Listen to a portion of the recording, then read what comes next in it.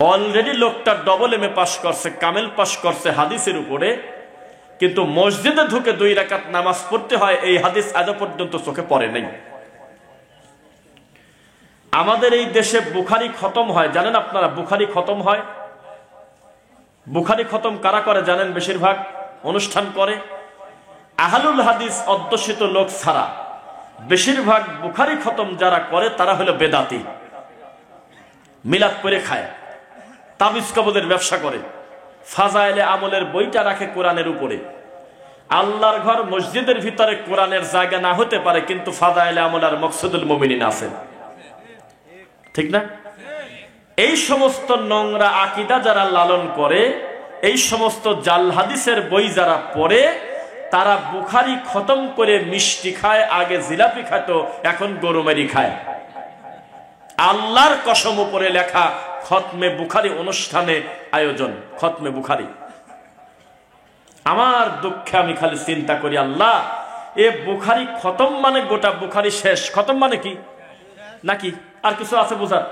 মানে বুখারীটা খতম করছে একদল ছাত্র, যারা 20 জন 50 জন, 1000 ছাত্রের ভিতরে 100টা ছেলে বুখারী খতম করছে। এই বুখারী খতম করার কারণে এই ছেলেদেরকে নিয়ে একটা অনুষ্ঠান হবে, এটাকেই তো খতমে বুখারী বলে। অথচ এই ছেলেটা খতম করে ফেললো বুখারী। বুখারী খতম করার পরে মসজিদে যদি কেউ জোরে আমিন বলে, তাকে দেখতে পারে না। পায়ের সাথে পা মিলানো নিয়ে ব্যঙ্গ করে মাহফিলে এসে। গত কয়েকদিন আগে সে খতম করছে বুখারী। জর্দা দিয়ে পান খাচ্ছে, দাঁতের দিক তাকান দেয় না, তরমুজের বিচি। এইরকম একটা রোগী মাহফিলে বক্তব্য দিচ্ছে, তার নামের আগে আছে মুফতি। সেই লোকে একদিন বুখারী খতম করে মানুষকে গরু খাওয়ায়, অথচ খোলা মাঠে সে বক্তব্য দিচ্ছে সিগারেট বিড়ি খাওয়া হারাম, এখনো পর্যন্ত খুঁজে পায় নাই। এই হলো আমাদের দেশের শিক্ষা ব্যবস্থা। ইসলামের ইতিহাস বলে যে বইগুলো আমাদের দেশে আছে, উপমহাদেশের ইসলাম, সেখানে লেখা আছে ফিকার বইতে, এই ইতিহাসের বইতে, আমাদের দেশের ইসলাম নাকি পীর ফকিররা নিয়ে আসে। কন্যা নাউজুবিল্লাহ। ফুরফুরার পীর, মুজাদ্দেদি, আলা হজরত, তারপরে বেরলবি, কিরেজবি, কত ঠাকুরের নাম লেখা আল্লাহু আলাম। এই সমস্ত ব্যক্তির নাম দিয়ে বইটা পূর্ণ করা আছে, আর বলা হচ্ছে তারাই নাকি আমাদের এই দেশে ইসলাম নিয়ে আসছে। নাউজুবিল্লাহ পড়লেন না? তাদেরকে কোরআন মাজিদের আসল অর্থ পড়ানো হয় না, সহি বুখারী পড়ানো হচ্ছে না, এটা আমরা বলি নাই। না হলে খতম করলো কিভাবে? যেখানে জোরে আমিনের কথা এসেছিল, সেদিন ওই ছাত্রকে বলেছিল, খবরদার কথা বলা যাবে না, কারণ তুই হলো ঘোড়া, তোর গলার সাথে রশিবাদ আমি টান দেব, তুই হলো মুকাল্লিদ। প্রশ্ন করলে মুরিদি কেটে যাবে। আমি হলো পীর, তুই হলো মুরিদ। আমি শনিবারকে বলবো মঙ্গলবার, তুই বলবি জি বাবা জি বাবা। আমি বৃহস্পতিবারের দিনকে বলবো রবিবার, সারা পৃথিবীর লোক বলবে বৃহস্পতিবার। আমি যেহেতু মুখ দিয়ে বলে ফেলেছি রবিবার, তুই বলবি জি হুজুর জি হুজুর। এর নাম হলো আমাদের দেশের শিক্ষা ব্যবস্থা। আবু বকর জীবনে কোনোদিন কবরে খেজুরের ডাল গেড়েছে কোনো বাপের বেটা প্রমাণ দিতে পারবে না। মরা মানুষের কবরে খেজুরের ডাল গেড়েছে, অথচ আল্লাহর নবীর পরে উম্মতে মুহাম্মাদের শ্রেষ্ঠ সন্তান হলো আবু বকর। আর এই বেদাতি হুজুর খালি বলছে যে কবরে খেজুরের ডাল দাও, কোনো অসুবিধা নাই। আল্লাহর নবীর কথা, আবু বকরের কথা অমান্য করে এই হুজুর পূজা চলতেছে আমাদের এই দেশে। আহলে হাদিসরা শত শত হাজার বছর ধরে চ্যালেঞ্জ করে এসেছে, কোনো বাপের বেটা চ্যালেঞ্জ গ্রহণ করে নাই। ডাক দিলে লাঠি নিয়ে আসে, ডাক দিলে গালিগালাজ নিয়ে আসে, ডাক দিলে সংখ্যা নিয়ে আসে। তবে আজও পর্যন্ত নাওয়াইতুর দলিল বেদাতি এখন আমাদেরকে বুঝে দেয় নাই। কত চেষ্টা করতেছি, কোন একটা হাদিস এই পৃথিবীতে বেদাতিরা দেখাতে পারে কিনা, যেই হাদিসে লেখা আছে তোমরা ডাইরেক্ট আল্লাহু আকবার বলে হাত বেঁধো না, প্রথমে আগে নাওয়াইতু একবার বলে নেও। কথা বুঝতে পারলেন? আজও পর্যন্ত বেদাতি একটা দলিল দিয়ে আহলে হাদিসের সামনে টিকতে পারে নাই। তবে তাদের গালির কাছে আমরা পরাজয়, তাদের সংখ্যার কাছে আমরা পরাজয়। কিন্তু দলিল নিয়ে আসতে বললে তাদের 1 নাম্বার দলিল হলো পীর সাহেব বাপ দাদা, 2 নাম্বার দলিল হলো অসুবিধা কি, 3 নাম্বার দলিল হলো এত মানুষ কি ভুল করতে পারে? বলে এই দেশে ধর্মের নামে যারা সবচেয়ে বেশি ক্ষতি করেছে তারা হুজুর। এই দেশে যারা শিক্ষিত সেদে সবচাইতে বড় মূর্খের কাজ করেছে তারা ছিল পড়াশোনা জানা লোক। একটা গ্রামে আগে মাত্র ছিল 2 জন এমএ পাস, তারও কিছুদিন পিছনে গেলে 3 গ্রাম মিলে একটা ছেলে ইন্টার পাস করছে, বিএ পাস করছে, তার বাড়িতে এসে চাকরি জমা হয়ে গেছে। লোকজন তাকে দেখতে যেত, অমুকের ছেলে নাকি এমএ পাস। ছিল না এক সময়? ছিল। আর এখন প্রত্যেক গ্রামে শত শত গোল্ডেন এ প্লাস মাথায় করে নিয়ে নিয়ে রাস্তায় ঘুরতেছে। কেউ কি আসো? টাইম নাই দেখার, কারণ ওর ছেলে গোল্ডেন পাইছে, দেখার টাইম আছে প্লাস আলার। যেই সময় 3 গ্রাম 5 গ্রাম মিলে জমির দলিল বোঝা একটা লোক ছিল মাত্র, তার নাম হইল আমাদের পাবনাতে বলে আমিন।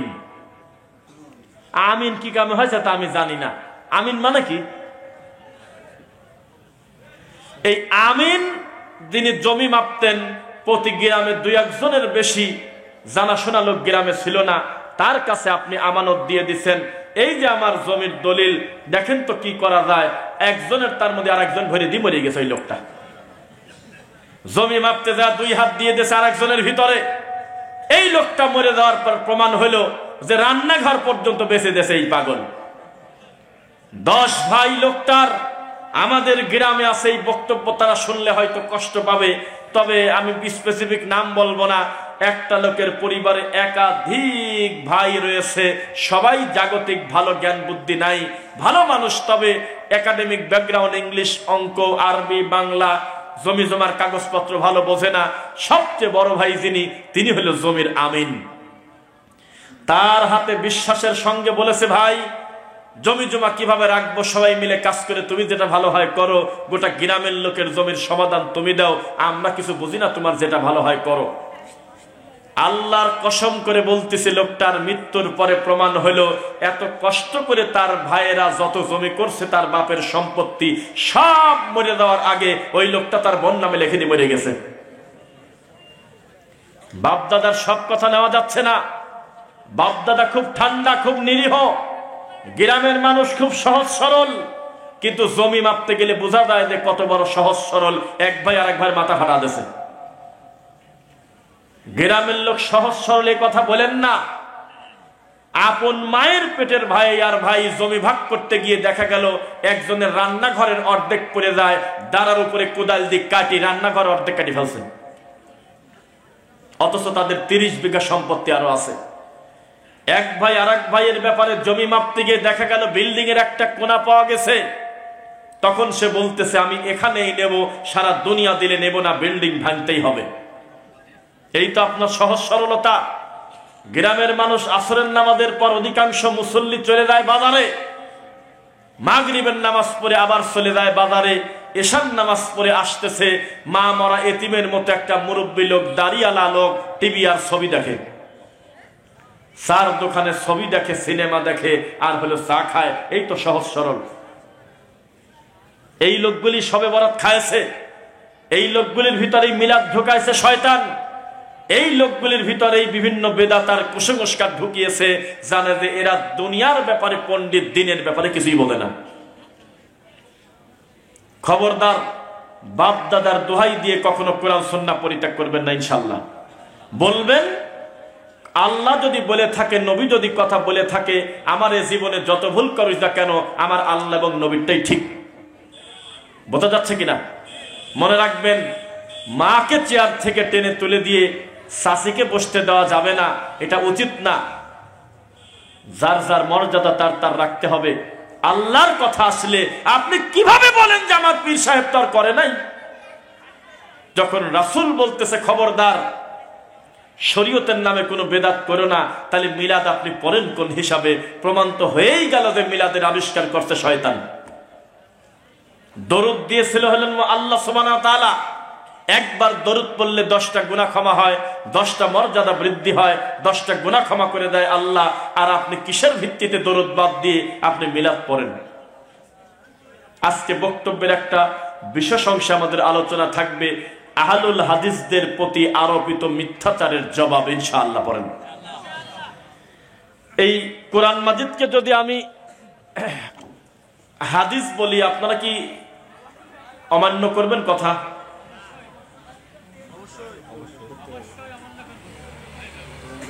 এই কোরআন ও হাদিস, হাদিস না এটা, ও বোঝেন না আপনারা? কোরআন ও হাদিস, অবশ্যই এটা কোরআন, অথচ এটা হাদিস। কিভাবে একটু বলি আপনাদের। হাদিস মানে কি বলেন তো দেখি? হ্যাঁ, ওহী কয় প্রকার? দুই প্রকার। আল্লাহ রাব্বুল আলামিন এই কোরআন মাজিদকে নিজে হাদিস বলতেছেন, মানে কোরআন তো অবশ্যই, বাল হুয়া কুরআনুম মাজিদ ইন্নাহু লাকুরআনুন কারীম, অবশ্যই এটা কোরআন। তবে হাদিসও বলছে আল্লাহ সবচেয়ে উত্তম হাদিস হলে আমার হাদিস, মানে কোরআন মাজিদ বলছেন নাকি? নাজ্জালা আহসানাল হাদিসি কিতাবা, আল্লাহ বললেন যে সবচেয়ে দামি হাদিস হলে আমার কিতাব, মানে কোরআন। অথচ রাসূলের সুন্নাহ হাদিস, হাদিস কিনা? এইটা আপনাকে বলি, কেউ যদি বলে আমি কোরআন মানি হাদিস মানি না, তাহলে সে কি ভালো মুসলিম, খারাপ মুসলিম? হ্যাঁ, মুসলিম আসলে কিভাবে এখানে? কেউ যদি বলে আমি আল্লাহকে মানি রাসূলকে মানি না, সে কি মুসলিম না কাফের? আপনার এই রাজশাহীতেই আছে, তাদের নাম হলো আহলে কোরআন আছে। তারা বলতেছে শুধু কোরআন মেনে জান্নাতে চলে যাব, নবীর হাদিস সবই বাতিল, নাউযুবিল্লাহ। অথচ এত বড় কোরআন মাজিদে আত্তাহিয়াতু আছে, তা আত্তাহিয়াতু বাদ দিয়ে সালাম ফিরালে সালাত হবে নাকি? এত বড় কোরআন মাজিদে দরুদ ইব্রাহিমটা আছে, কে জানি বললাম, দোয়া মাসুর আছে, রুকুর তাসবিহ আছে একুরেট, সেজদাতে কি পড়তে হবে, 3টা সেজদার দোয়া আছে এখানে, সানা আছে, সানা সেজদা 2টা দিতে হবে আছে, কুলি গড়গড়া করে করতে হবে 3বার আছে। এত কিছু না থাকার পরেও এই কোরআন মাজিদ আল্লাহর কিতাব, তাহলে বোঝা গেল আরো একটা ব্যাপার আল্লাহর আছে, সেটা হলো মুহাম্মদুর রাসূলুল্লাহ সাল্লাল্লাহু আলাইহি ওয়াসাল্লামের আদর্শ। কারণ এই কোরআন সবচেয়ে ভালো যিনি বুঝেছেন, যার উপরে নাজিল হয়েছে, তিনি জানেন আকিমুস সালাত এটার বাস্তবতা কি, তিনি আদায় করে দেখিয়েছেন। ওটাও মানা ফরজ, এটাও মানা ফরজ। কেউ যদি বলে আমি বাপের সব কথা শুনবো কিন্তু মায়ের কথা শুনবো না, এটা কি সুসন্তান না কুসন্তান? কেউ যদি বলে আমি আল্লাহর কোরআন মানি কিন্তু নবীর হাদিস মানি না, ওটা আবু জেহেলের চাইতে বেশি খারাপ। এবার আপনাকে বলি, আমাদের দেশে এক ধরনের লোক আছে কিনা যে তারা নিজেদেরকে নাম দিয়েছে সুন্নি? নাম আছে সুন্নি। আচ্ছা, বানরের গলায় যদি একটা হীরার মালা দিয়ে দেন ভালো হবে না? বানরের গলায় যদি একটা স্বর্ণের একটা মালা দিয়ে দেন যার দাম 5 লক্ষ টাকা, এটা কত মিনিট টিকবে খোলা মাঠে একটু বলেন তো আমাকে। ওই যে একটা ভিডিও দেখলাম যে একটা নৌকাতে একটা গাধা আর হলো গাধার মালিক, কয়জন হলো? তো 2 জন হলো নদী পার হচ্ছে, মাঝখানে গাধা করছে কি, একটা লাঠি দিয়ে তার মালিকের পানি ফেলা দিয়েছে। এখন গাধার তো উপকার হলো নাকি বলেন? উপকার নেই। ওর বাহাদুরি দেখাতে গিয়ে পা দিয়ে লাঠি, গাধার লাঠি দিয়ে তার নিজের মালিকের ফেলা দিয়েছে। এখনো নৌকানে যাবে কিভাবে কোন? তো এই বেদাতীরা এত বড় খারাপ, তারা নিজেদের নামটা নিচ্ছে সুন্দর সুন্নি, আহলে সুন্নাত ওয়াল জামাত, কিন্তু আহলে হাদিসদেরকে গালিগালাজ করে, নাউযুবিল্লাহ। অথচ আমি বারবার বলতেছি না নেই, আহলে হাদিসরা হলো এই জমিনে ইসলামের পাহারাদার। যাতে ইসলামের ভিতরে কেউ শিরক আর বিদআত ঢুকাতে না পারে, ঢুকায় সেটা ভিন্ন কথা, কিন্তু কোনটা শিরিক কোনটা বেদাত এইটা পাহারা দেওয়ার জন্য আল্লাহ আহলুল হাদিসদেরকে ফেরকায় না দিয়া এবং ভালোবাসেন, আমরা আশা করি। এই জন্য যুগে যুগে আল্লাহ পাহারাদার রাখেন। আপনাদের এলাকার বাজারের নাম কি? সারদা বাজার। এই সারদা বাজারে কোনো নাইট গার্ড নাই। এই মোট বাজারে কতগুলো দোকান হতে পারে একটা ধারণা? 500 প্রায়। এই 500 দোকানের জন্য আপনারা নাইট গার্ড রাখছেন হলো 1000 জন, ঠিক কিনা? 500 জন, 300, 200, 20 জন, 10 জন, 5 জন, সর্বোচ্চটা ধরলাম 5 জন, 10 জন, এর বেশি আছে?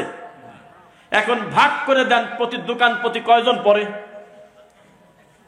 শতকরা 1 জন পড়ে।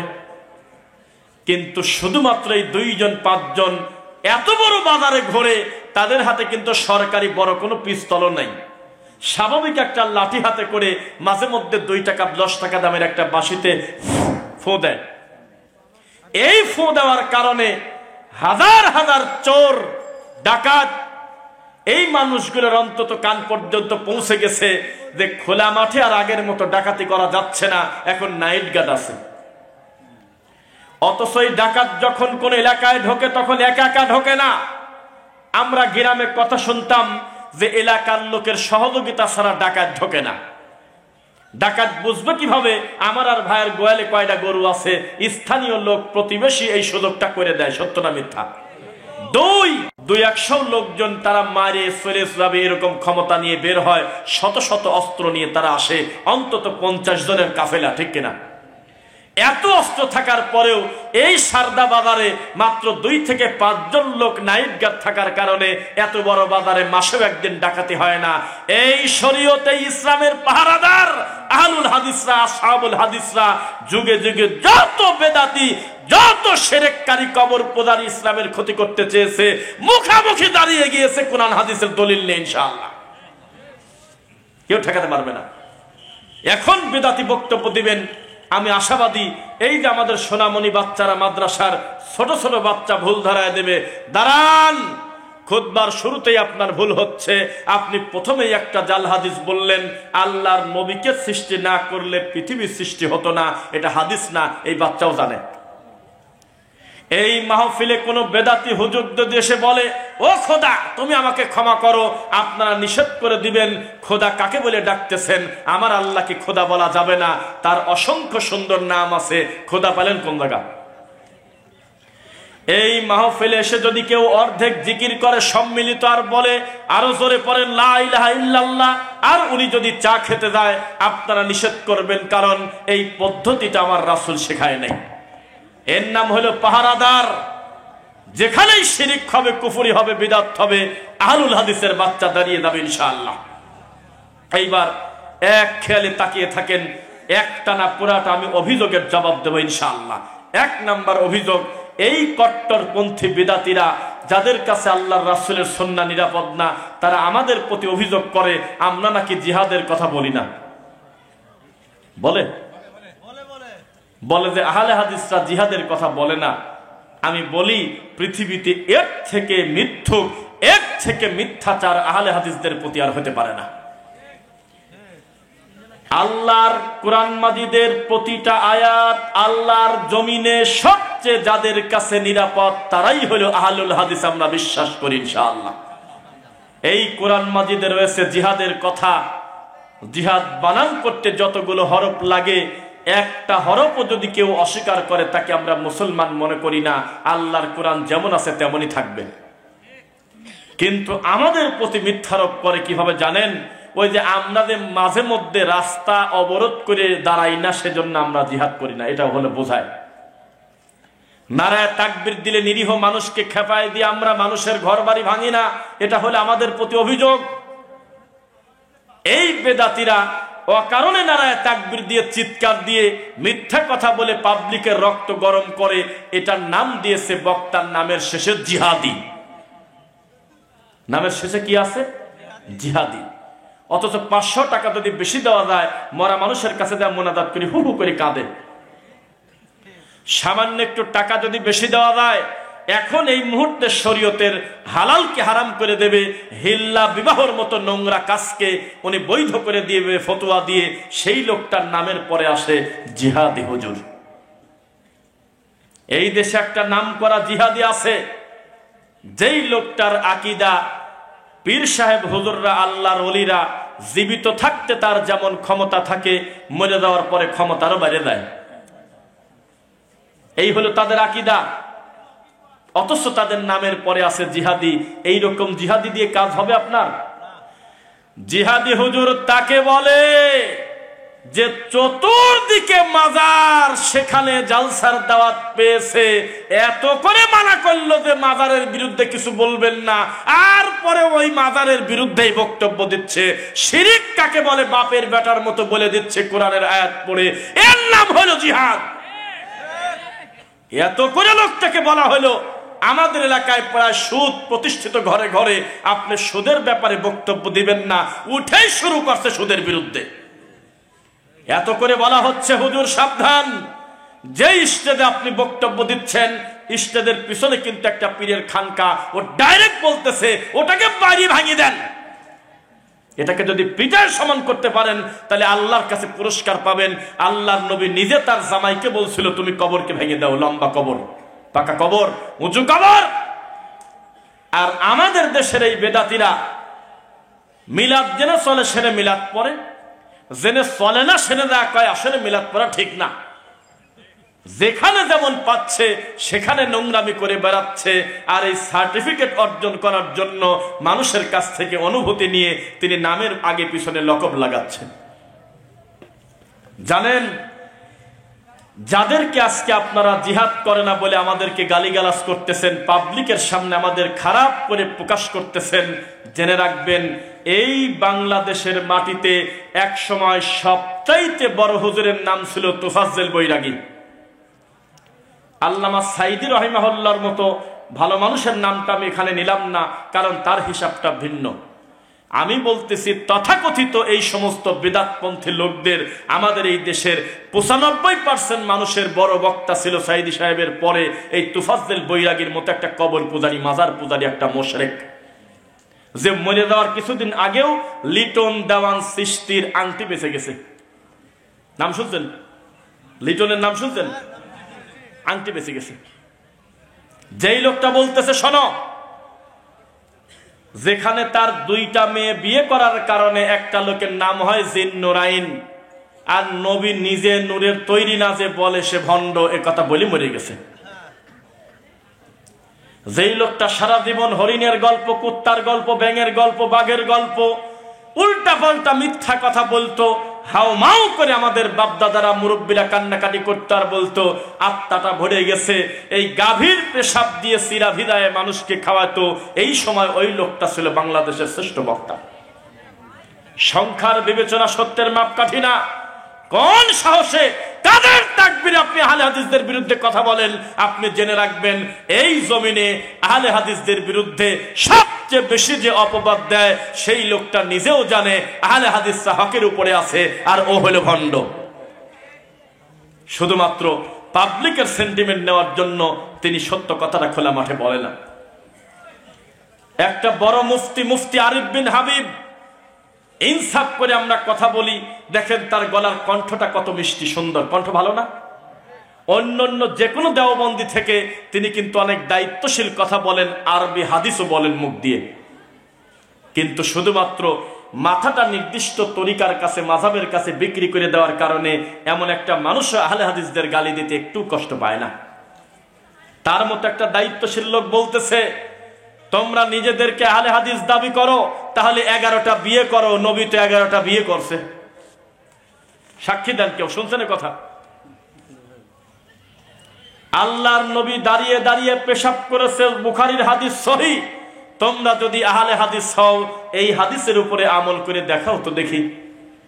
এই কথা বলতেছে তিনি আরিফ বিন হাবিব সাহেব, গোটা দেওবন্দির মাথার চাঁদ, অথচ খোলা মাঠে সেই কথা তিনি বলে দিলেন। অথচ এই প্রশ্নের, এই অপবাদের জবাব দিতে আমি রফিক বিন সাইদ আমার ভাঙা বিদ্যা দিয়ে টাইম নেব 2 মিনিট। কয় মিনিট?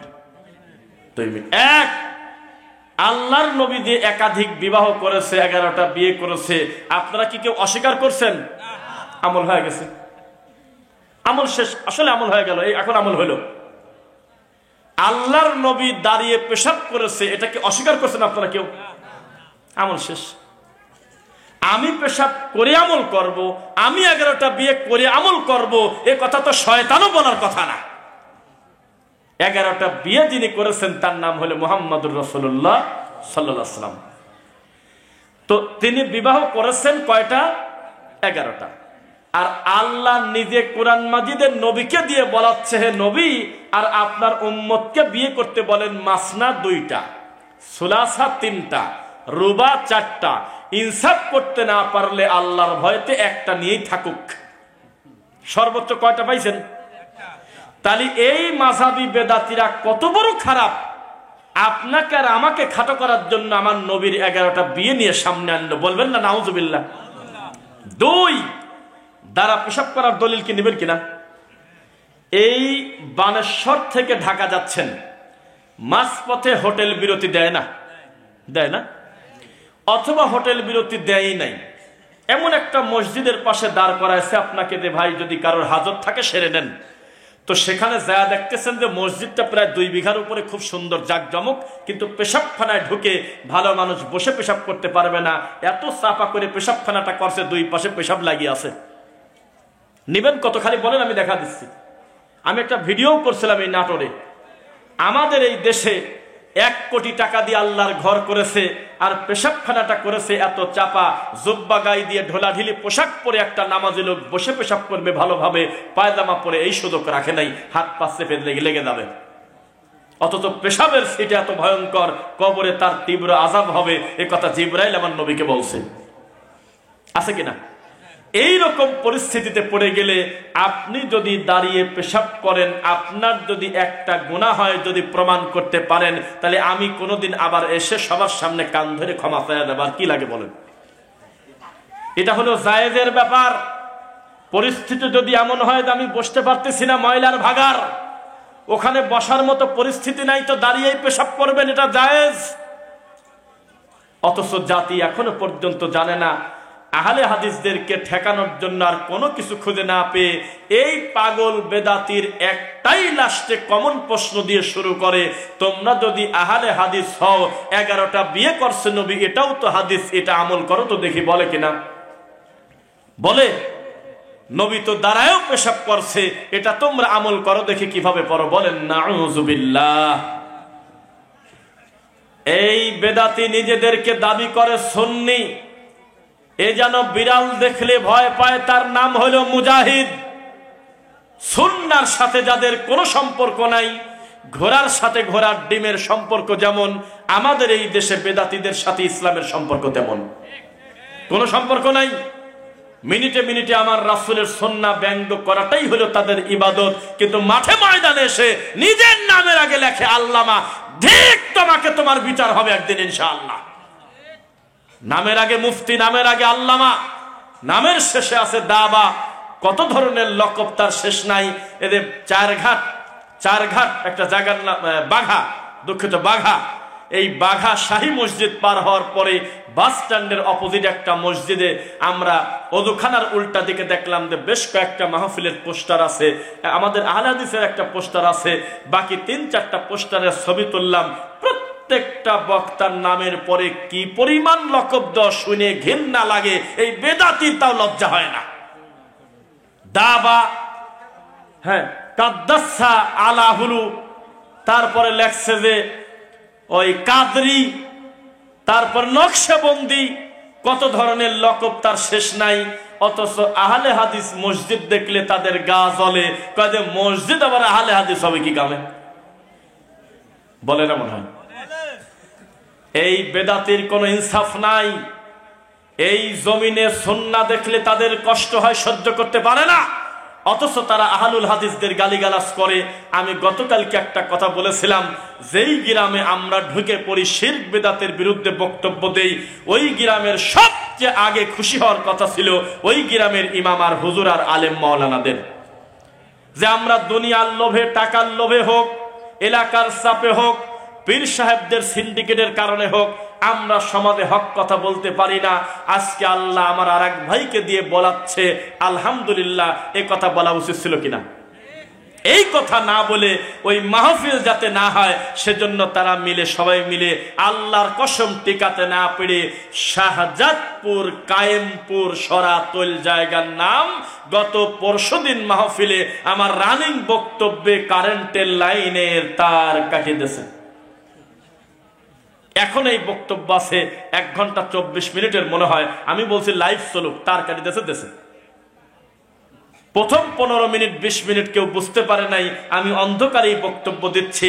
শেষ পর্যন্ত ইউনিয়ন আপনার হলো বিএনপির ইউনিয়নের সেক্রেটারি, ওই ইউনিয়নের তিনি আমাকে বললেন যে আমিও প্রথমে মনে করছিলাম কোনো কারণে পল্লী বিদ্যুতে হয়তো কারেন্ট নাই, পরে যোগাযোগ করে দেখি এই বেদাতিরা এই কাম করছে। কত হিংস্র বক্তব্য দিচ্ছি আমি আর ডক্টর ইমাম হোসেন, জায়গার নাম হলো পাবনা কাশীনাথপুর। রানিং বক্তব্যে মাইকের তার কাটে দেশে বেদাতি, যাতে আমাদের বক্তব্য তাদের মা বোনরা শুনতে না পারে। এই বেদাতি কত বড় হিংস্র আপনি জেনে রাখবেন। নতুন বিয়ে করা বউ যেমন তার ভাসুরকে দেখলে লজ্জা পায়, এই প্রত্যেকটা বেদাতি আমার রাসূলের সুন্নাহ দেখলে লজ্জা পায়, ভয় পায়। এদের শরম নাই। এরা রাসূলের সুন্নাহ নিয়ে ব্যঙ্গ করে, ঠাট্টা করে, মস্করা করে। এই 2025 সালে এখনো পর্যন্ত বলতেছে যে দলিল লাগবে না, দলিল হলে আমি আনিসুর রহমান। দেখেছেন কেউ? দেখেন নাই। প্রশ্ন দিয়েছে, হুজুর আমি কি ইমামের পিছনে সূরা ফাতিহা পড়তে পারবো কিনা? আপনারা বলেন পারবেন কিনা? কথা বলেন পারবেন কিনা? সূরা ফাতিহা ইমাম হোক, মুয়াজ্জিন হোক, মুসল্লি হোক, জানাজা হোক, ঈদের নামাজ হোক, ফরজ হোক, নফল হোক, ফজর হোক, জোহর হোক, আসর হোক, মাগরিব হোক, ইশা হোক, প্রত্যেকটা রাকাতে সূরা ফাতিহা পড়তেই হবে। কারণ এটা হলো সূরাতুস সালাহ, এটা হলো নামাজের সূরা। বুঝতেছেন না মনে হয়? তাহলে ইমামের পিছনে সূরা ফাতিহা পড়া লাগবে কিনা? তো হুজুর বলতেছে যে সূরা ফাতিহা পড়া লাগবে না। ভুল হলো না সঠিক হলো?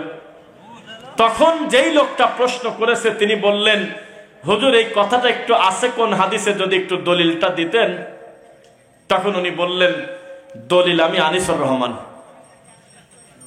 আল্লাহর কসম, ঠান্ডা মাথায় বলতেছে। জি, বলতেছে দলিল হলে আমি আনিসুর রহমান। দলিল কি আনিস? দলিল কোনটা? আল্লাহর কথা, কোরআন হাদিসের ওহী। অথচ ডাইরেক্ট তিনি বলতেছে আল্লাহর জায়গায় নিজেকে বসায়, নাউজুবিল্লাহ, যে দলিল হলে আমি আনিসুর রহমান। এইটা হলো আমাদের দেশের হুজুর। ক্ষত বিক্ষত করে দিচ্ছে দিনটাকে। এক একটা সেলিব্রিটি হুজুর আহলে হাদিসদেরকে আহলে খবিশ বলে গালি দেয়, তাকে আনে হলো আপনার হুজুররা, আপনার গ্রামের লোক 80,000 টাকা দিয়ে। এই তো হুজুর, এই তো আল্লাহ, এই তো মাওলানা। মনে রাখেন, হ্যামিলিনের বাসিওয়ালা প্রথমে নিয়েছিল ইঁদুর। কি নিয়েছিল? তারপরে নিয়েছিল ওই এলাকার, ওই মহল্লার, ওই জেলার, ওই শহরের সমস্ত শিশু বাচ্চাকে। কাল্পনিক আমরা জানি, ঠিক তেমনি এই বেদাতি প্রথমে নিয়েছিল মিলাদ, প্রথমে নিয়েছিল শবে বরাত, প্রথমে নিয়েছিল কুলখানি। ইনশাল্লাহ আমাদের ঈমান বলে এই বেদাতির আচরণ দেখে আর তার কর্ম দেখে একদিন ঈমান নিয়ে চলে যাবেই যাবে, যাবেই যাবে। এই বেদাতের কোনো শরম নাই। বেদাত যখন সমাজে প্রতিষ্ঠিত করে দেয়, তখন ওই মানুষদের প্রতি আল্লাহর গজবে আল্লাহর নবীর সুন্নাহ সেখান থেকে উঠে দেয়। বিশ্বাস করেন আপনারা? উঠে দেয়। এবার একটি কথা বলি, আহলে হাদিসদের প্রতি এক এক করে জবাব দেই। আহলুল হাদিসদের প্রতি 2 নাম্বার অপবাদ, 2 নাম্বার অপবাদ, আমরা আমাদের নবীকে মৃত নবী বলি, এই জন্য আমাদের প্রতি তাদের অপবাদ আছে কিনা? অথচ জেনে রাখেন, আল্লাহ সুবহানাহু ওয়া তাআলা আপনার মৃত্যুর পরে আপনিও জীবিত হবেন, তবে সেই জীবিত থাকা কি দুনিয়ার জীবিতের মতো? আল আম্বিয়া আহইয়াউন ফি কুবুরিহিম ইউসাল্লুন।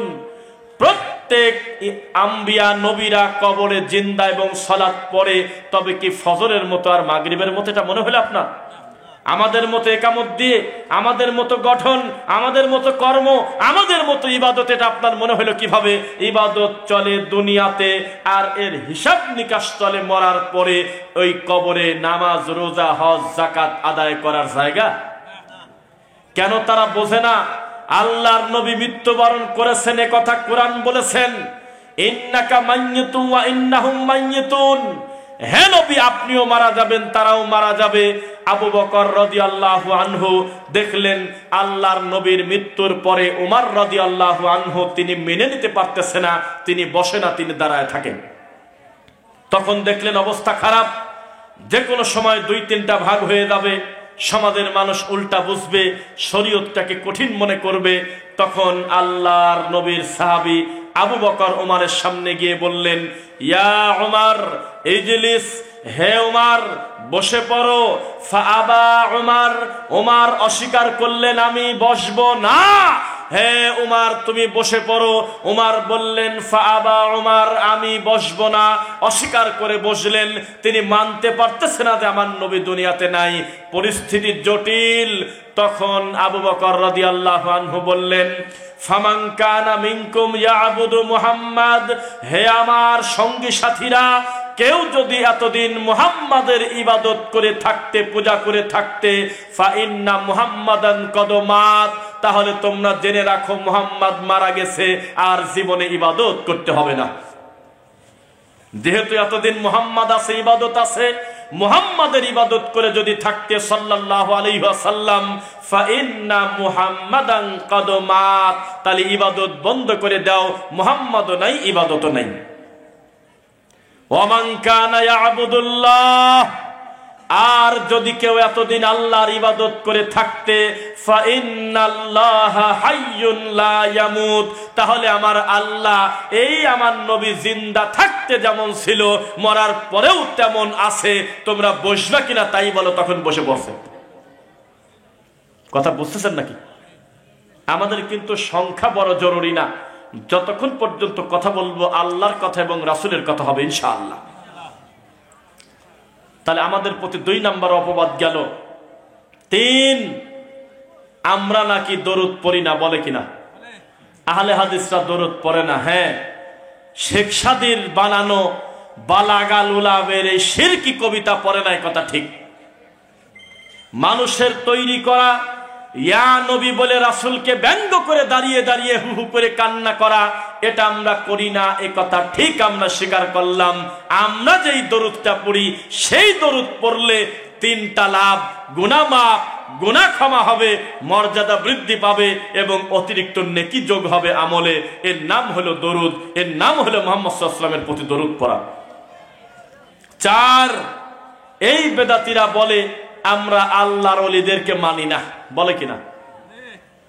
আল্লাহর ওলিকে ওই যে ভারত থেকে আসে পীর, ওই যে অমুক খেতা বাবা, ডব বাবা, শিকল বাবা, বদনা বাবা, এই কোথাকার কোন জন্ডিস বাবা, সোলেমান সালেংটা, লালনও তাদের কাছে ইলা, এইরকম সিরিয়ালে যে যে মুরিদ যেই পীরকে ভালোবাসে তারা তাদেরকে আল্লাহর ওলি মনে করে। আমি একটা মাহফিলের পোস্টারে দেখেছিলাম, বিবারিয়া বানসারামপুরে দেখলাম আল্লাহর ওলি হযরত মাওলানা, এরকম একটা লকব দেওয়া। তো পোস্টারটা আমাকে দেখাচ্ছে আর বলতেছে আমাদের মাহফিল একটু ঘোষণা দিয়ে দিয়েন, কারণ মুরব্বী আমাকে চেনেও না, বোঝেও না, মোবাইলও হাতে নাই। এই জালসার পরে আর এক জালসার ঘোষণা এরকম আশপাশের মাহফিলের হয় না, তো ঘোষণা দিতে বলতেছে। তখন আমি দেখলাম আল্লাহর ওলি, নবীর বংশ, নবীর আওলাদ, তারপরে তার নাম দেওয়া আছে। তখন আমি সবার কাছে বললাম যে আচ্ছা, উনি যে আল্লাহর ওলি, উনি ঠিক পেল কিভাবে? জবাব আছে? আমি বললাম যে মুরিদকে জিজ্ঞাসা করলাম যে শোনেন, পীর সাহেবকে কাগজে লিখে দিবেন কি কি বিষয় করলে বোঝা যায় আপনি প্রথম কোন দিন ঠিক পাইছিলেন যে আপনি বর্তমানে আল্লাহর ওলি, এটা বোঝা যায় কিভাবে? জান্নাতের সুসংবাদ প্রাপ্ত হওয়ার পরেও কান্নাকাটি করে, হে আল্লাহ, যেই সার্টিফিকেট তুমি দিয়েছো, আমার কোনো আচরণ যদি খারাপ হয়, আমি যদি শিরক করি, আমল বাতিল করে, ওই সার্টিফিকেট ক্যান্সেল করার ক্ষমতাও তোমার আছে। সারাটা জীবন তারা কান্নাকাটি করেছেন। আর এই পীর সাহেবরা বুঝলো কিভাবে যে বর্তমানে তারা আল্লাহর ওলি, তার মানে খেলাফতি যে দেশে সে হলো শয়তান। ভালো মানুষ পীর হয়েছে ইতিহাস নাই। এরপরে আরেকটি ঘটনা সুন্দর করে বলি, খেয়াল করবেন। হযরত শাহজালাল রহমতুল্লাহ আলাইহির নাম শুনছেন কারা কারা? শুনছেন? এই শাহজালাল রহমতুল্লাহ আলাইহির ব্যাপারে আমাদের দেশে ছোটবেলায় ওয়াজ শুনছি, আমাদের বক্তারা, হুজুররা ওয়াজ করতো। ইনি এসেছিলেন আমাদের দেশে ইসলাম নিয়ে, দাওয়াত নিয়ে, যখন গৌর গোবিন্দর চাপে গরু জবাই করা পর্যন্ত আমাদের দেশে নিষেধ ছিল। শুনছেন মুরব্বীরা না? গৌর গোবিন্দর চাপে আল্লাহু আকবার বলে গরু জবাই করা যায় নাই, প্রকাশ্যে সালাত আদায় করা যায় নাই। এই গৌর গোবিন্দের বিরুদ্ধে তিনি সারাটা জীবন জিহাদ করে মরে গেছে। এই বক্তব্য দিল যেই হুজুররা, ওই হুজুররাই পরবর্তীতে বলতেছে যে শাহজালাল রহমতুল্লাহ আলাইহি, বাবা তুমি আমাদের একটা ছেলে দাও। উনি কবে বলেছে আমার খানকা দাও এখানে, মাজার দাও এখানে? এভাবে তারা মিথ্যা বলে এক পরে এক। এজন্য বলি বেদাতি পড়লটা কি আর মানুষের বলল কি? ওরা খুতবার ভিতরে বলে কুল্লু বেদাতিন দলালা, আর বলে যে নামাজের পরে বসবেন মিলাদ আছে। বলে কুল্লু বেদাতিন দলালা মানে হলো মিলাদকে দাফন করো, কুলখানিকে দাফন করো, নামাজের পরে মাথায় হাত দেওয়াকে দাফন করো, নামাজের পরে সম্মিলিত মুনাজাতকে দাফন করো, সমাজে যত বিদাত শিরিক আছে বন্ধ করো। এই আয়াত পরে আমরা বুঝলাম, হাদিসটা পড়ে, পৃথিবীতে বেদাতের কোনো জায়গা নাই। বেদাত মানেই গোমরা, আর গোমরা মানেই তার পরিণতি জাহান্নাম। আর এই হুজুর খুতবা শেষ করার আগে বলে কুল্লু বেদাতিন দালালা, এরপরে বলতেছে যে নামাজের পরে বসবেন মিলাদ আছে। তাহলে পড়লটা কি মুখ দিয়ে, আর খোলা মাঠে এসে বলেটা কি? মনে রাখবেন, যেই মুফতি বুখারী খতম করেছিল একদিন, কিন্তু খোলা মাঠে এসে সবাইকে নিয়ে মিলাদ পরে, বেদাত করে, তাবিদের ব্যবসা করে, আমরা তাকে মুফতি মনে করি। তবে তার নামের আগে দেই হলো কানা মুফতি। কি মুফতি বলেন? কানা মুফতি। কানা মুফতি না হলে এই হাদিসগুলো তিনি পড়ার কথা। কানা বললেও তো অস্বীকার করা হয়, কানাদেরকে খাটো করা হয়, অন্ধদেরকে। কারণ এই দেশে বহু অন্ধ আছে যারা কোরআন মাজিদের হাফেজ, আছে কিনা? কিন্তু এমন অন্ধ তারা যাদের ব্যাপারে সূরা তাহা 20 নম্বর সূরা আল্লাহ বলেছেন, আউযু বিল্লাহি মিনাশ শাইতানির রাজীম, ওয়া মান আ'রাদা আন যিকরি ফাইন্না লাহু মাঈশাতান দানকা ওয়া নাহশুরুহু ইয়াওমাল কিয়ামাতি আ'মা। বিচারের মাঠে একদলকে আল্লাহ অন্ধ করে তুলবে, যারা আল্লাহর আয়াতকে ভুলে গিয়েছে, আল্লাহর আয়াতকে অস্বীকার করেছে, আল্লাহর জিকির ভুলে গিয়েছে। তাদেরকে আল্লাহ কি করে উঠবে বলেন তো দেখি? অন্ধ। তারা বলবে ক্বালা ইয়া রব, হে আল্লাহ, লিমা হাশারতানি আ'মা ওয়া কদ কুনতু বাসীরা। হে আল্লাহ, দুনিয়াতে চোখ ভালো ছিল, এখন কানা হলাম কিভাবে? ক্বালা কাযালিকা আতাতকা আয়াতুনা ফানাসিতাহা। বলা হবে যে বিচারের মাঠে দুনিয়াতে তোমরা আমার কথাকে ভুলে গিয়েছিলে, ওয়া কাযালিকাল ইয়াউমা তুনসা, আজকে তোমাদেরকে ভুলে যাওয়া হলো। বিদআত করে, এত করে বলি, বিদআত করলে কিন্তু আমল কবুল হয় না। হয়? আমল হয় না।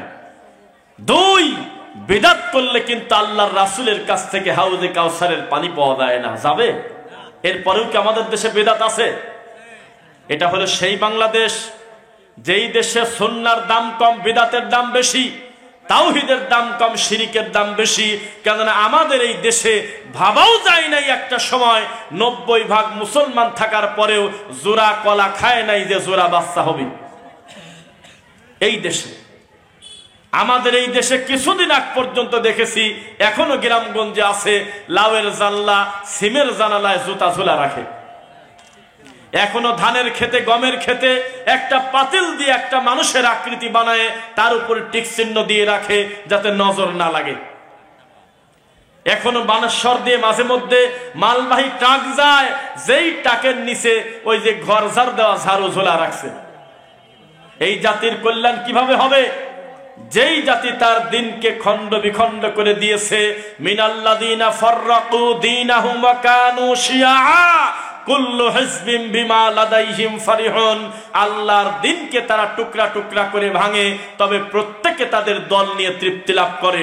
শোনেন, আজকে কথা বলি, আহলে হাদিসরা দিন দিন আমরা বলি, হে আল্লাহ তোমার প্রশংসা। কারণ যেই গ্রামে কল্পনাই করতে পারি নাই যে বক্তব্য দিয়ে বেঁচে আসা যাবে, সেই এলাকার প্রতিটা মসজিদে আল্লাহ বলা দলিন বলার পরে এমন জোরে আমিন বলে, বোঝা যায় না যে এটা হানাফি মসজিদ। হে আল্লাহ, যেই গ্রামে কিছুদিন আগে দেখেছি পীর ফকির বাদ দিলে কিছু থাকে না, সেই গ্রামে পর্যন্ত দিন বোঝা শত শত যুবক তৈরি হয়ে গেছে। আলহামদুলিল্লাহ। হে আল্লাহ, যেই সমস্ত মানুষ মাজারের খাদেম ছিল, পীর ফকিরকে সেজদা দিয়েছে, এই মানুষগুলো দিনে দিনে কোরআন হাদিস মেনে নিচ্ছে। আহলুল হাদিসদের সংখ্যা বাড়তেছে না কমতেছে বলেন? একদিকে আমরা খুশি তৃপ্তি লাভ করি, অন্যদিকে আক্রোশী বলতেছে গত বছর এসেছিল 300 গরু, এবছর আসছে 350 গরু। প্রত্যেকে তার দল নিয়ে তৃপ্তি লাভ করে। কুল্লু হিজবিন বিমা লাদাইহিম ফারিহুন। ওইদিকে মুনাই বাবা বলে গত বছর আমাদের এখানে মানুষকে জায়গা দিতে পারি নাই, এবছর আমরা প্রায় 200 বিঘা জায়গা বাড়িয়ে দিলাম, তবুও জায়গা হলো না, তাহলে আমরা হকের উপরে আছি। তবলিগের লোক বলতেছে দেখো আমাদের আখেরি মোনাজাতে আগে টঙ্গিতেই জায়গা হয় নাই, এখন স্টেশন রোড দিয়ে, সেরাগালি দিয়ে, আশুলিয়ার কামারপাড়া দিয়ে, আব্দুল্লাহপুর টঙ্গী ব্রিজ থেকে শুরু করে পুরা জায়গাটা জ্যামে পূর্ণ হয়ে গেছে। যেদিক তাকাই শুধু মানুষ আর মানুষ। ইমাম কোন জায়গা, মুসল্লি কোন জায়গা বোঝা যায় না। যে যেভাবে পাচ্ছে নামাজ পড়তেছে, ইমামের সামনেও সেজদা দিচ্ছে। ইমাম যদি দাঁড়ায় হলো টঙ্গী তোরাগের পাশে, আর আব্দুল্লাহপুরের ব্রিজের ওই পাশে যদি কেউ নামাজ পড়ে, ওর জায়গা কি ইমামের পিছনে না সামনে? তার মানে তারাও বলতেছে দিন দিন আমরা এগিয়ে যাচ্ছি। এটা হলো তাদের চিন্তা, তাদের ধারা। তাহলে মনে রাখবেন আরেকটা কথা, দেওয়ানবাগের নাম শুনছেন? আমরা মনে করছিলাম যে ফাতেমাকে বলল আমার বউ, যেই লোক বলল আমি আর আল্লাহ দুইজন আলাদা কেউ না, উপরে ওই একই জিনিস। যেই লোক বলল মুহাম্মদ সাল্লাল্লাহু আলাইহি ওয়াসাল্লাম ময়লার ভিতরে পড়ে গেছিল, আমি হাত ধরে টানে তুলছি, এত বড় কুলাঙ্গার মরে গেলে মনে হয় তার দলও চলে যাবে, মনে করছিলেন না? এত বড় বেঈমান মরে গেল, এখনো পর্যন্ত তার ছেলে জন্মদিনের কেক কাটতেছে, তার বাপের তাহেরির মতো ল্যাংটা সেখানে যায়। দেখছেন আপনারা দৃশ্যটা? হ্যাঁ দেখছেন না? কে দেখছেন? যাক, বিপদে যাতে আমি একা না পড়ি। তার মানে বোঝা গেল কেউ বসে নাই। আমাদের পাবনাতে একটা কথা মাঝে মধ্যে বলে যে পাগল বসে নাই, কেউ বসে নাই। প্রত্যেকে যার যার দল তরিকা নিয়ে খুশি আছে। তারা কেউ বলে না যে দেওয়ানবাগী এত ক্ষতি করে দিয়ে গেল, আমরা তার মরার পরে দেওয়ানবাগীকে তালাক দিলাম। কেউ বলে না, আরো দিন দিন মুরিদ তার কাছে যাচ্ছে। মনে রাখবেন, সংখ্যার বিবেচনা সত্যের মাপকাঠি না। আপনার ওই বড় হুজুরকে আমরা বলে দিয়েছি কয়দিন আগে, যেই বড় হুজুরের ডাকে লাখ লাখ লোক জড়ো হয়ে যায় মাহফিলে 2 দিন আগে, ওই বড় হুজুরের ইমানের গতি এখনো ওই পর্যায়ে আসে নাই যে সমাজে ইমান বিধ্বংসী 10টা শিরকের নাম মুখ দিয়ে বলবে, এই ক্ষমতা তার নাই। হলে পরবর্তী মাহফিলে লোক অর্ধেক হয়ে যাবে। যেই বক্তার নামের উপরে যে পরিমাণ মানুষ আসে তা আমরা জানি না, তবে মাইক্রোফোন তার সামনে যতগুলো থাকে অতগুলো মানুষ আমার সামনে নাই। এত বড় হুজুরের ক্ষমতা নাই, বুকের পাটা নাই। মিলাদ পড়া হলো বেদাত, এই কথা মুখ দিয়ে বলে, কারণ জানে যে এই সত্যি কথা স্বীকার করলে পরবর্তী ওই নোয়াখালীর মাহফিলে লোক অর্ধেক চলে যাবে। নাস্তিক তার ভাই, হিন্দু তার ভাই, এ কোন ধরনের যন্ত্রণায় পড়লাম। অথচ মুমিন, ইন্নামাল মুমিনুনা ইখওয়া, মুমিন হলো মুমিনের ভাই, মুসলিম হলো মুসলিমের ভাই। নাকি ভুল বলছি? নাস্তিক আমার ভাই কি করে হয়? ইহুদি আমার ভাই কি করে হয়? লা তাত্তাখিযুল ইয়াহুদা ওয়ান নাসারা আউলিয়া, কোন ইহুদি খ্রিস্টান আমার বন্ধু না। বাদহুম আউলিয়া ও বাদ, তারা হলো নিজেরা নিজেরা বন্ধু, তারা হলো আমার শত্রু, ইসলামের শত্রু, দ্বীনের শত্রু। এত বড় বড় হুজুর, কত আশা করে রয়েছে আমরা যে হুজুরকে একটু বলে দিয়ে আমাদের বক্তব্য যদি কোনো একদিন শোনে। লাখ লাখ লোকের আমানত আল্লাহ তাকে দিয়েছে। তিনি ইউটিউবে একটা ভিডিও দিছিল না, কিছুই করে নাই, খালি একটা চ্যালেঞ্জ খুলছিল, চ্যানেল 1 লাখ লোক সাবস্ক্রাইব করছিল। ইতিহাস, যেই লোকটা বক্তব্য দিয়ে ইউটিউবে ফেসবুকে ছাড়লে মুহূর্তের ভিতরে মিলিয়ন মিলিয়ন মানুষের কাছে পৌঁছে যায়, আজও পর্যন্ত তার এই সাহস হলো না তাবিজ কবজ গলায় নিলে শিরিক হয়, এটা খোলা মাঠে বলা। অথচ মাওলানা সাইদি রাহিমাহুল্লাহ বলে গেছে বহুদিন আগে। এই তো হুজুর মাহফিলে এসে গান কয়, আমার লজ্জা করে। কেউ কাগজে লিখে দেয় নাই যে হুজুর একটা গান বলবেন, উনি হিন্দি গান নকল করে বাংলা গান কয়, প্রায় প্রত্যেকটা মাহফিলে একটা করে। তাহলে আপনি বোঝেন এই জাতির কাছে আসল সোনার চাইতে সিটি গোল্ডের দাম বেশি। কোরবানির মাংস কত ভাগ করতে হবে বলেন? ডাইরেক্ট ওইভাবে বলা নাই যে কত ভাগ, কুলু আতইমুল কানিআ ওয়াল মু'তার, কুলু আতইমুল বাঈসাল ফাকির। নিজে খাও, ফকির মিসকিনকে দাও, প্রতিবেশীকে দাও। 3 ভাগ করলে কোনো পাপ হবে না, তবে আপনার গতিতে মাপবেন। বাড়ির নিজের পরিবারের লোক সংখ্যা প্রায় 22 জন, গোস্তই হয়েছে 15 কেজি, তখন আপনি বেশি রেখে অল্প দিবেন। আর লোক হলে মাত্র 3 জন, তখন আপনি অল্প রেখে বেশিটা দিবেন। বোঝা যাচ্ছে কিনা? কিন্তু যারা ফরজ ওয়াজিব বলতেছে 3 ভাগ করা, তারা কোনো দলিলের ভিত্তিতে বলে নাই, ধারণার ভিত্তিতে বলেছে। কথা বোঝা যাচ্ছে কিনা? আচ্ছা, আর একটা ব্যাপার, বেশি দিয়ে দিবেন এটাই বলা ভালো। কেন জানেন? যেই লোকটা কুরবানির মতো এত বড় একটা দামি জিনিস কিনে কুরবানি দিতে পারে, ও বাকি সময় 2 কেজি গোশত কিনেও খেতে পারে।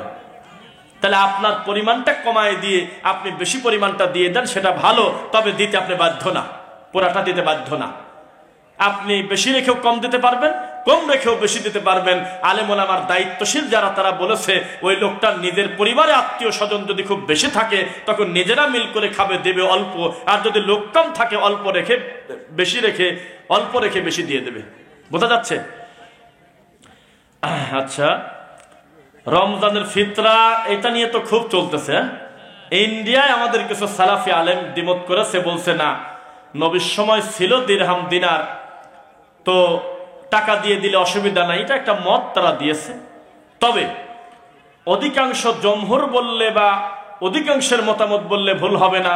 দায়িত্বশীল অধিকাংশ আলেম, সেটা বাংলাদেশের বলেন, পাকিস্তান বলেন, সৌদি আরবের ফতোয়া বোর্ড বলেন, সেখানে খাদ্যদ্রব্যের তাআম, যেহেতু ডাইরেক্ট খাদ্যদ্রব্য শব্দটা উল্লেখ করা, খাদ্যদ্রব্য দিয়েই ফিতরা দেওয়াটা উচিত। এটাই বেশি সুন্নাহর কাছাকাছি।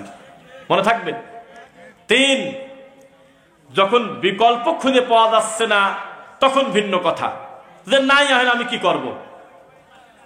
কিন্তু যখন ব্যবস্থা আছে খাদ্যদ্রব্যের, একটা কথা বলি, দাঁড়ান, ডক্টর মানজুর ইলাহীর নাম শুনেছেন, হাফিজাহুল্লাহ। তিনি বলছেন, আমি ওইভাবে ভালো করে শুনি নাই, তবে তার নামে একটা লেখনী আছে সুন্দর, ফেসবুকে মাঝে মধ্যে আসে। কাউকে যদি ফিতরার চাউল দিতে যান, সে যদি বলে আমি চাল দিয়ে কি করবো, যদি না নিতে চায়, তাহলে বুঝবেন যে তার দরকারই নেই, আপনি নিয়ে চলে আসেন, তার সে হকদার না, তার দেওয়ার দরকার নেই। পণ্ডিতি করে কয় কি, আমি কি ঈদের দিন চাল খাবো? কে তোমার ঈদের পরে চাল কিনা লাগে না কোনোদিন? আর 30 মণ চাল হয়, অসুবিধা কি আছে? এ তো অসল কিছু না, এটা তোমার হক। তোমার হকটা তুমি খাবে না কি করবে সেটা তোমার ব্যাপার। তবে আল্লাহ অনুমতি দিয়েছে, নবী সাল্লাল্লাহু আলাইহি ওয়াসাল্লাম বলেছে, তাআম, খাদ্য উল্লেখ করে দিয়েছে কয়টা জিনিস, খাদ্যদ্রব্য দিয়ে দাও। কিসমিস, জব, পনির, গম, তারপরে আটা, চাউল, যে মানের খায় সেই মানের। কয় কেজি দেবে? হ্যাঁ, আরে কি কয়, 1.5 কেজি, কয় কিনা, প্রায় 3 কেজির মতো দিয়ে দেন, অসুবিধার কি আছে? বছরে একটা বাড়ি দেওয়া, 2.5 কেজির উপরে দিয়ে দিবেন, ইনশাল্লাহ হক আদায় হবে। শবে বরাত, শবে মিরাজের রোজা কোন আমল করা যাবে কি? আপনারা বলেন কি? শবে মিরাজ হলো আকীদাগত আমল, কথা বোঝেন না? শবে বরাত কিসের আমল? কেউ যদি বলে নবী মিরাজে গেছে উপরে, এটা আমি মানি না, সে কি মুসলমান না কাফের? আর কেউ যদি বলে আমার নবীকে আল্লাহ তার কাছে ডেকে নিয়েছিলেন, কিভাবে নেছে তা আমি জানি না, তবে নেছে আমি মানি, সূরা বানী ইসরাঈল 17 নম্বর সূরা, আমল শেষ। আচ্ছা, শবে বরাতের ব্যাপারে আমলযোগ্য কোনো হাদিস এই পৃথিবীতে নাই। সহিহ হাদিস ডাইরেক্ট নাই, একটা হাসান পর্যায়ের হাদিস আছে, বাকি সবই জাল জয়ীফ। সেই হাসান হাদিসে আমলের কোনো কথা নাই।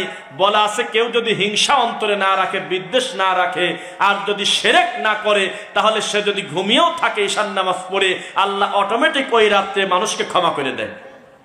এটা একটা বোনাসের মতো, বাৎসরিক একটা বোনাস। আচ্ছা, মৃত ব্যক্তির উদ্দেশ্য করে কোনো খাবার চলবে না। চলবে কি? বাংলাদেশে সবচাইতে বেহায়াপনা 2টা কাজ, একটা হলো বরযাত্রীর খানা, কন্যা পক্ষের উপরে জুলুম করা, আর একটা হলো মৌতি খাওয়া। এই 2টা খাওয়া হলো মানুষের প্রতি জুলুম করা। এগুলো যারা খায় তারা হলো ছোট লোক, তাদের কোনো ব্যক্তিত্ব নাই, তাদের হায়া নাই, তাদের লজ্জা নেই। আচ্ছা, 40 সম্পর্কে মানুষকে এত বোঝানোর পরও শোনে না। ওই যে খাওয়ার বিষয়, যেহেতু বিষয়টা খাদ্য সংক্রান্ত, তাই মানতে চায় না। তো খাইতে তো মজা লাগে। ছোট লোক, যে লোক মরে গেছে, তিনি কয়দিন শোক পালন করবে? তার পরিবার আর বউ 4 মাস 10 দিন। তাহলে ভালো মানুষের বাচ্চা বাড়ি থেকে খিচুড়ি রান্না করে বাড়িতে দেওয়াটা উচিত ছিল, যে শোনো আল্লাহ অনুমতি দিয়েছে, তোমার ভাই মরে গেছে, তোমার রান্না করার দরকার নাই, জোর করে হলেও তাকে একটু খাওয়ানো উচিত ছিল, কারণ তার নাকের পানি আর চোখের পানি একা গেছে। আরে কত বড় ছোট লোক, ওই লোক এমন বিপদে পড়লো, তার ভাই মরে যায়, এখন গোয়ালের গরু ভাই করে নিয়েছে, জবাই করে খাওয়ার লাগতেছে। ছোট লোক এগুলি, যারা তারা ছোট লোক। ওই যে বললাম যে এখন ইদানিং বেদাতিরাও সত্য স্বীকার করে। বেদাতিদের একটা মাওলানা আছে মুফতি আরিফ বিন হাবিব, সেই লোক পর্যন্ত কয়দিন আগে একটা বক্তব্য দিল, দেখলাম উনি বলতেছে এগুলো খেলে মানুষের আত্মা পচে যায়, এগুলো খাবেন না, এটা উনি বলছে। আল্লাহ আমাদের হেদায়েত দিক, বলেন আমিন। ফিতরা কবে দিতে হবে বলেন তো? 10 দিন আগে নাকি? চাঁদ দেখার পরে, ঈদের নামাজের আগে। তবে আগে দিলে আদায় হবে কিনা এই ব্যাপারে পক্ষে বিপক্ষে কথা। তবে চাঁদ দেখার পরে আপনি ইনশাআল্লাহ পাওনাদারের হকটা বুঝিয়ে দিবেন। ইফতারের সঠিক সময় কোনটা?